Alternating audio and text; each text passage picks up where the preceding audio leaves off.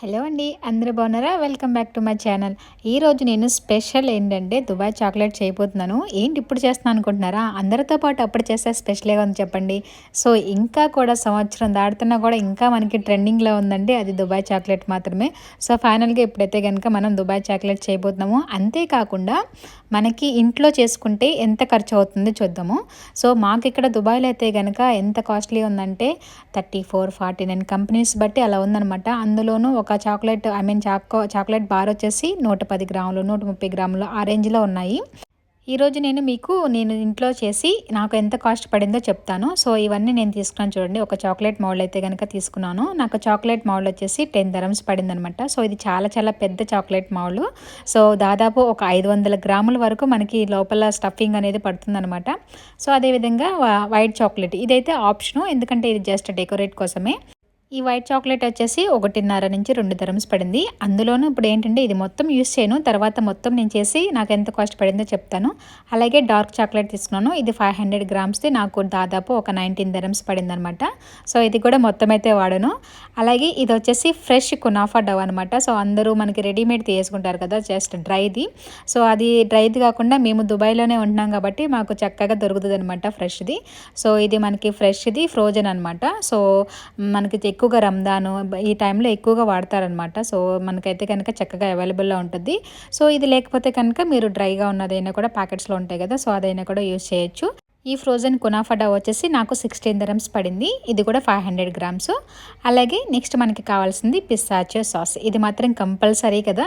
చూడండి, మనకి ఆయిల్ అయితే కనుక పైకి తేలింది. పిస్తాచియో ఆయిల్ అనేది బయటకు వచ్చేసి మనకి పైకి తేలింది. సో ఇది వచ్చేసి నాకు ఒక 11 dirhams దాకా పడింది అనమాట. నెక్స్ట్ వచ్చేసి కలరింగ్స్ కూడా మీకు ఆప్షన్ అనమాట. ఈ పింక్ది వచ్చేసి మనం కేక్లో అయినా కూడా వాడచ్చు. నాకు అది ఎక్కువ కాస్ట్లీ పడింది. సో ఈ కలర్స్ అయితే ఆప్షను. మనకి దుబాయ్ చాక్లెట్ చేయడానికి ఇవన్నీ కూడా మనకి కావాలన్నమాట. So moulds, colours, white chocolate ఇవైతే ఆప్షన్ అనమాట. ఇంకా ఆలస్యం చేయకుండా దుబాయ్ చాక్లెట్ని అయితే మనం తయారు చేసేసేద్దాం. ఫస్ట్ వైట్ చాక్లెట్ని ఈ విధంగా మనం చిన్న పీసెస్ లాగా కట్ చేసుకొని మెల్ట్ చేసుకోవాలి. మౌల్డ్కి స్టార్టింగ్లో జస్ట్ అలా కొంచెం ప్యాటర్న్స్ లాగా డ్రా చేసుకుంటే వైట్ చాక్లెట్, అలాగే కలర్స్ కూడా పింక్ అండ్ నేనైతే గ్రీన్ యూస్ చేశాను. మీ దగ్గర ఎల్లో ఉన్న, బ్లూ ఉన్న ఏదైనా కూడా వేసుకోవచ్చు, వేసుకోకపోయినా పర్వాలేదు. సో ఇవన్నమాట కొంచెం బ్రష్తో అలా చేస్తే మనకి కొంచెం అలా లైన్స్ లాగా వస్తాయన్నమాట. అలాగే గ్రీన్ కూడా వేసాను. ఇది కూడా కాస్త కొంచెం బ్రష్తో అలా ట్యాప్ చేసుకుంటే మనకి కొంచెం ఎక్కువగా ఒకే ప్లేస్లో ఉండకుండా ఉంటుంది. ఇది కొంచెం ఒక 2 నిమిషాల పాటు మనం ఫ్రిడ్జ్లో పెట్టుకుందాం, మనం చాక్లెట్ మెల్ట్ చేసుకునే లోపు. ఇప్పుడు మనం చాక్లెట్ని మెల్ట్ చేసుకుందాం. ఇది వచ్చేసి 500 గ్రామ్స్ అని చెప్పాను కదా. నేను డార్క్ చాక్లెట్ తీసుకుంటున్నాను, లేదంటే మీరు మిల్క్ చాక్లెట్ 2 మిక్స్ చేసి కూడా తీసుకోవచ్చు. సో మనకి డార్క్ అయితే కనుక కొంచెం స్వీట్నెస్ అనేది కాస్త తక్కువ ఉంటుందని నేను ఇది తీసుకున్నాను. మీకు కొంచెం ఎక్కువగా స్వీట్ కావాలంటే నార్మల్ చాక్లెట్ అయినా, లేదంటే రెగ్యులర్ చాక్లెట్స్ ఉంటాయి కదా, అవి కూడా మెల్ట్ చేసుకుని వేసుకోవచ్చు. నేను దాదాపు ఒక సగం అయితే కనుక తీసుకున్నాను. నేను ఒక 500 గ్రామ్స్ తీసుకున్నాను కదా, దానిలో ఒక సగం బార్ అయితే కనుక వేసాను. ఇప్పుడు దీనిని బాగా మరిగే నీళ్ళ మీద పెట్టాలన్నమాట. సో ఈ విధంగా డబుల్ బాయిలర్ చేసుకుంటే మనకి చాక్లెట్ అనేది చక్కగా మెల్ట్ అవుతుంది. కాస్త చాక్లెట్ గట్టిపడకుండా కొంచెం ఒక టీ స్పూన్ వరకు ఆయిల్ వేసుకోవాలన్నమాట. మనకి చాక్లెట్ అనేది చక్కగా మెల్ట్ అవుతుంది. ఎవరైనా బిగినర్స్ కనుక చాక్లెట్ మెల్ట్ చేస్తుంటే ఒక్కొక్కసారి గట్టిగా అయిపోతుంది కదా, అలా కాకుండా ఉండాలంటే కనుక నీళ్ళు కింద మనకి చక్కగా మరుగుతున్నప్పుడు మాత్రమే ఈ బౌల్ అనేది పెట్టాలి. పెట్టి జస్ట్ అలా 2 seconds పాటు వదిలేసేయండి. అంటే మనకి చాక్లెట్ మెల్ట్ అవుతుంది, స్టార్ట్ అవుతుంది కదా బౌల్లో, అప్పుడే మిక్స్ చేసుకోవాలి. ముందే ఓకే కదిపేసేయకుండా జస్ట్ దాని అంతటే అదే మెల్ట్ అయ్యే వరకు వెయిట్ చేయాలన్నమాట. సో అప్పుడు అయితే కనుక ఈ విధంగా చక్కగా మనకి స్మూత్గా సిల్కీగా వస్తుంది అనమాట చాక్లెట్, లేదంటే గట్టిపడిపోతుంది ముద్దలాగా. ఇప్పుడు ఈ మెల్ట్ చేసుకున్న చాక్లెట్ని మనం ఈ చాక్లెట్ మౌల్డ్లో వేసుకొని ఈ విధంగా చక్కగా స్ప్రెడ్ చేసుకోవాలి. ఇలా మనం మౌల్డ్తో పాటు స్ప్రెడ్ చేసుకోవాలన్నమాట, స్పాచులతో స్పూన్తో చేయకుండా. ఇలా దానంతటికి అదే చాక్లెట్ స్ప్రెడ్ అవుతే ఏంటంటే మనకి స్మూత్గా అనేది వస్తుందన్నమాట. మనం చాక్లెట్ తర్వాత డీమోల్డ్ చేసినప్పుడు అదే మనం స్పాచులతో స్పూన్తో అలా చేసేసామంటే కొంచెం ప్యాచెస్ లాగా వస్తాయి. సో ఈ విధంగా అంచులు కూడా బాగా స్ప్రెడ్ చేసుకుని ఏమన్నా ఎక్సెస్ ఉంటే కనుక ఈ విధంగా వంపేసుకోండి, లేదంటే మనకి చాక్లెట్ అనేది అడుగున మందం అయిపోతుంది. ఒకసారి ఈ విధంగా మనకి మౌల్డ్ ఏమైనా ఎక్స్ట్రా చాక్లెట్ ఉంటే ఒకసారి క్లీన్ చేసుకుని దీనిని కాసేపు ఫ్రిడ్జ్లో పెట్టుకోవాలి. జస్ట్ మనం స్టఫింగ్ ప్రిపేర్ చేసుకునే వరకు పెట్టుకుంటే సరిపోతుంది. ఇప్పుడు ఒక చిన్న ప్యాన్ తీసుకుని ఒక స్పూన్ వరకు బటర్ వేసుకోవాలన్నమాట. మనం కునాఫాని ఇప్పుడు మనం ఫ్రై చేసుకుందాం. నేను ఫ్రెష్ కునాఫా డవ్ తీసుకున్నాను కాబట్టి చూడండి ఇలా మెత్తగా ఉందనమాట, అంటే పచ్చిగా ఉంది. అదే మనకి డ్రై అయిపోయింది అయితే కనుక కొంచెం డ్రైగా ఉంటుంది కాబట్టి చాలా త్వరగా ఫ్రై అయిపోతుంది. ఇది కాస్త పచ్చిగా ఉంది కాబట్టి నిదానంగా మాడిపోకుండా చక్కగా మంచి బ్రౌన్ కలర్ వచ్చే వరకు వేయించుకోవాలి. ఈ కునాఫా డవ్ అనేది చాలా బారుగా ఉంటుంది. అంత చుట్టేసి పెట్టేశారు. తీయడానికి కాస్త ఇబ్బందిగానే ఉంది. ఎందుకంటే నాకు కొంచెం అమౌంటే కావాలి కాబట్టి ఒక పక్క నుంచి నిదానంగా తీస్తున్నాను. తీసిన కొందికి అలా బారుగా సాగుతూనే ఉందనమాట. జస్ట్ ఇప్పుడు మనం స్టఫింగ్ కోసమే కాబట్టి మనకి ఇంత బారుగా అవసరం లేదు కాబట్టి ఈ విధంగా చిన్న చిన్న ముక్కలుగా కట్ చేస్తున్నాను అనమాట. అలాగే మనం ఫ్రై చేసుకునేటప్పుడు కూడా ఈజీగా ఉంటుంది కదా. ఈ కునాఫా డవ్‌తో అయితే గనక ఇక్కడ దుబాయ్‌లో చాలా వెరైటీ రకాల స్వీట్స్ అనేది చేస్తారనమాట. ముఖ్యంగా పిస్తా అయితే గనక వాడతారు. పిస్తా ఇంకా ఈ కునాఫా డవ్ అయితే గనక ఇక్కడ ఫేమస్ అనమాట. సో చూసారు కదా, ఈ విధంగా ఒక గుప్పుడు వరకు అంటే ఒక 50 గ్రామ్స్ వరకు కునాఫా డవ్‌ని ఈ విధంగా చిన్నగా కట్ చేసుకొని చాలా నిదానంగా చాలా లో ఫ్లేమ్‌లో మాత్రమే మనం ఈ విధంగా కంటిన్యూగా మిక్స్ చేసుకోవాలి. లేదంటే చాలా సన్నగా ఉంది కదా, తొందరగా అడుగంటేసే అవకాశం ఉంటుందన్నమాట. సో ఎందుకంటే ఇది కొంచెం ఫ్రెష్‌ది కాబట్టి కొంచెం టైం అనేది పడుతుంది మనకి ఫ్రై అవ్వడానికి. చూడండి, నిదానంగా వేయించుకుంటే ఈ విధంగా మంచి బ్రౌన్ కలర్‌తో క్రిస్పీగా తయారవుతాయి. చూడండి, సౌండ్ మీకు వినిపిస్తుంది కదా. ఈ విధంగా క్రంచీగా వచ్చే వరకు వేయించుకోవాలి. అప్పుడే మనం పిస్తా చాక్లెట్ తినేటప్పుడు మంచి క్రంచీనెస్ అనేది వస్తుందన్నమాట మనకి లోపల స్టఫింగు. ఇప్పుడు దీనిలో తగినంత, నేనైతే క్వాంటిటీ అయితే చెప్పట్లేదు, తగినంత పిస్తా వేసుకోవాలి. అది ఎంతో చెప్తాను.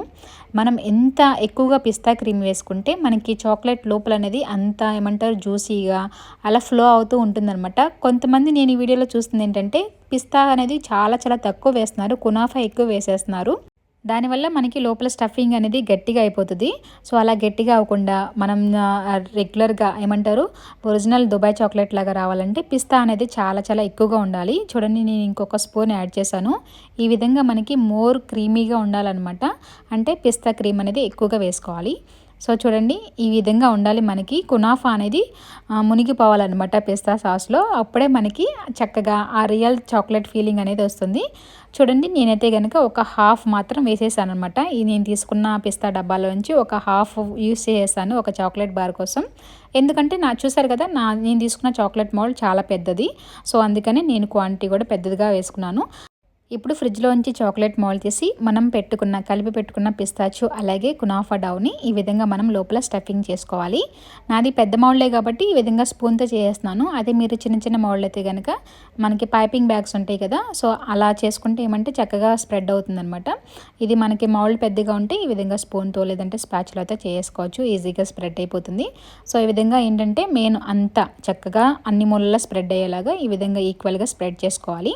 సో చూసారు కదా, మనకి లోపల కునాఫా అలాగే పిస్తా క్రీమ్ అనేది మనం ఎంత పర్ఫెక్ట్గా చేసుకుంటే మన చాక్లెట్ కూడా అంతే పర్ఫెక్ట్గా వస్తుంది.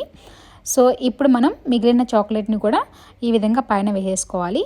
కావాలంటే జస్ట్ అలా ఒక 2 నిమిషాలు ఫ్రిడ్జ్లో పెట్టుకోవచ్చు, లేదంటే కూడా వెంటనే వేసేసుకోవచ్చు, ఏం పర్వాలేదు. చాక్లెట్ కనుక మీది కొంచెం గట్టిపడిపోతే ఇందాక మనం డబుల్ బాయిలర్ చేసాం కదా, అదే విధంగా ఒకసారి మెల్ట్ చేసుకుని ఈ విధంగా మనం పైన స్ప్రెడ్ చేసుకోవాలి. గట్టిగా ఉన్నప్పుడు మాత్రం అస్సలు వేయకండి, ఎందుకంటే మీకు పైన చాక్లెట్ అనేది స్ప్రెడ్ అవ్వదు. దానివల్ల మనకి చాక్లెట్ బార్ అనేది ఇలా స్మూత్గా రాదనమాట. కొంచెం అంతకుముందు చెప్పాను కదా, స్క్రమ్బుల్గా వస్తుంది అనమాట.